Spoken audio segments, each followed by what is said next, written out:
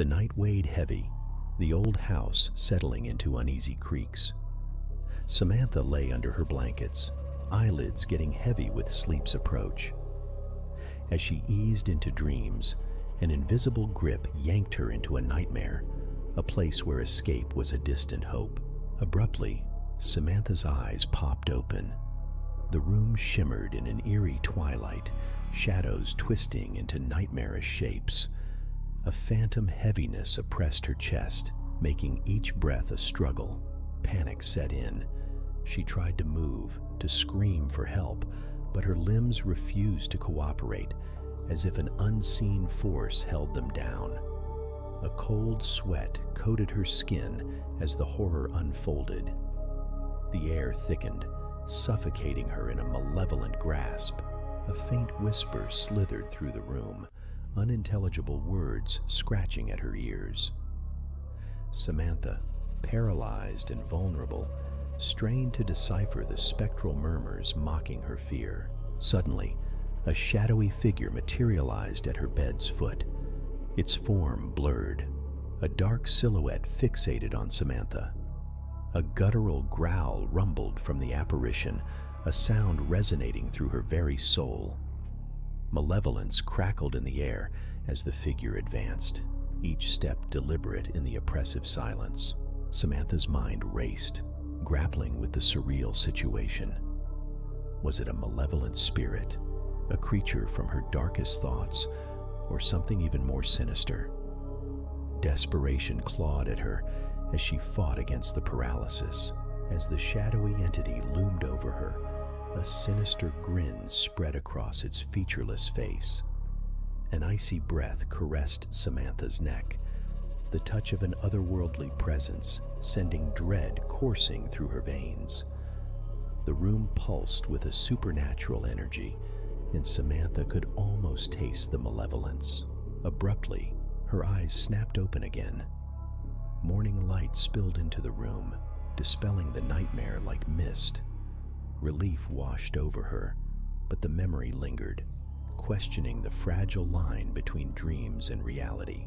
As Samantha tried to shake off the lingering unease, a chilling thought crept in. What if, when she closed her eyes next, the shadows would come alive again, ready to plunge her into the depths of the abyss?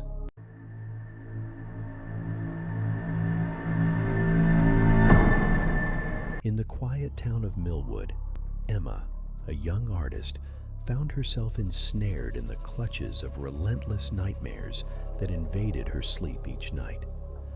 As the haunting figures in her dreams grew more malevolent, Emma's waking hours became overshadowed by an impending sense of dread that seeped into every corner of her life. Haunted and desperate, Emma decided to confide in someone she believed could help: her friend Claire. Claire, a compassionate and practical-minded friend, offered a listening ear and encouraged Emma to seek professional help. However, Emma was hesitant, preferring to explore alternative solutions before considering therapy. Together, Emma and Claire delved into books on sleep hygiene and stress management, attempting to decipher the cryptic symbols that haunted Emma's nights. Claire, determined to help her friend, suggested implementing a consistent sleep schedule, creating a calming bedtime routine, and reducing caffeine intake. As the nightmares persisted, their intensity escalated, and Emma's grasp on reality began to slip. Claire, feeling the weight of her friend's torment, insisted that they consult a professional for guidance. Emma reluctantly agreed, and they sought the counsel of a local counselor, Mrs. Thompson, who specialized in stress management and mental health. Mrs. Thompson, empathetic and understanding, listened to Emma's harrowing experiences. She provided guidance on stress reduction techniques, recommended mindfulness practices, and discussed the importance of maintaining a healthy sleep routine. Despite Mrs. Thompson's efforts, the nightmares continued to torment Emma, growing more vivid and unsettling with each passing night. As Claire witnessed Emma's deteriorating mental state, she became increasingly desperate to help her friend find peace. Emma, losing faith in conventional methods, decided to explore more unconventional approaches, eventually stumbling upon an old book that spoke of the calming effects of an isolated asylum on troubled minds. Convinced that the asylum could offer her respite from the nightmares, Emma voluntarily admitted herself, hoping for solace and tranquility. The sterile walls and regimented routines seemed to promise a haven of safety. However, the asylum, rather than providing the sanctuary Emma sought, became a breeding ground for her darkest fears. The nightmare realm, once confined to her sleep, infiltrated the asylum's quiet corridors and cold, echoing halls. The malevolent figures, now more tangible than ever, whispered their sinister secrets, making Emma question her sanity. Witnessing Emma's deteriorating state, Claire pleaded with her to leave the ominous asylum. Emma, hugging Claire with a serene smile, reassured her, saying, "Don't worry, I'll never be alone." Claire, still uneasy, rushed out, leaving the oppressive atmosphere behind. That night, plagued by the events, Claire found herself in the same nightmarish realm as Emma. The malevolent figures, once confined to Emma's dreams, turned their attention to Claire. Trapped within the surreal nightmare, the line between dreams and reality blurred, leaving Claire entangled in the unsettling landscape of her own subconscious.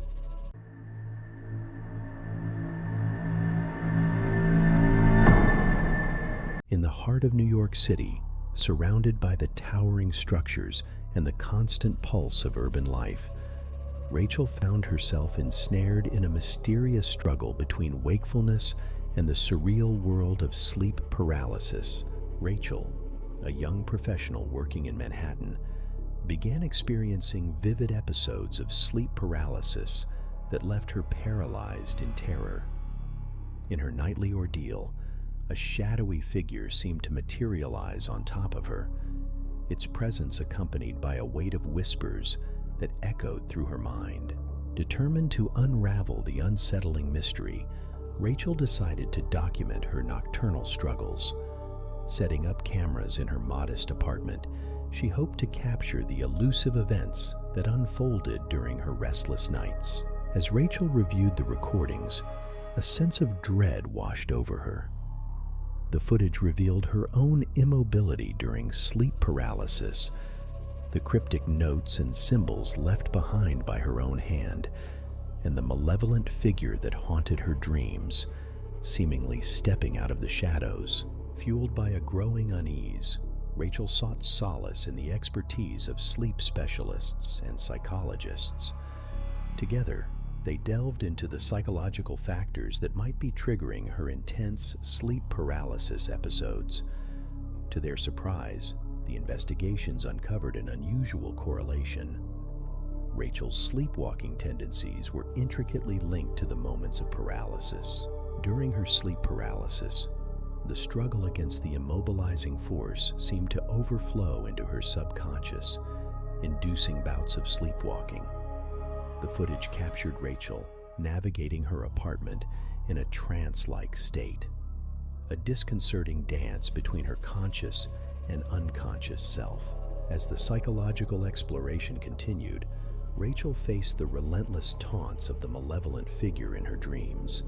The whispers grew more insistent, and the boundary between reality and the dream world blurred, turning her apartment into a battleground for a nightmarish struggle.